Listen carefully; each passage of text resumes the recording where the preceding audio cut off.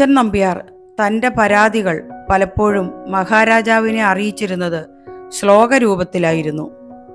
കൊട്ടാരത്തിലെ ആശ്രിതനായിരുന്ന കുഞ്ചൻ നമ്പ്യാർക്ക് ദിവസവും 2.25 നാഴി അരി കൊടുക്കാൻ രാജാവ് കൽപ്പിച്ചിരുന്നു. പതിവായി അത് കൊടുക്കുകയും ചെയ്തിരുന്നു. മാർത്താണ്ഡവർമ്മ മഹാരാജാവ് മരിച്ചപ്പോൾ ആ കൽപ്പന മറ്റൊരു വിധത്തിൽ വ്യാഖ്യാനിച്ച് കലവറ അധിപൻ 2 കാലാക്കി കുറച്ചു. കാലും കാലും കൂട്ടുമ്പോൾ 1/2 നാഴി അരി. എന്നാൽ അരി വിതരണം ചെയ്യുന്ന പണ്ടാല ഉണ്ടാൽ പോരെ, 1/2 നാഴി അരിയുടെ ഊണ് ഭക്ഷിച്ചോളൂ, അരി തരാൻ പറ്റില്ല എന്നു പറഞ്ഞു.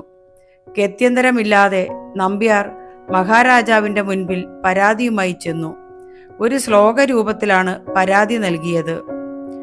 2 കാലെന്നു കൽപ്പിച്ചു, 2 കാലെന്നിതയ്യനും, ഉണ്ടോ കാലെന്നു പണ്ടാല, ഉണ്ടില്ലിന്നിത്ര നേരവും.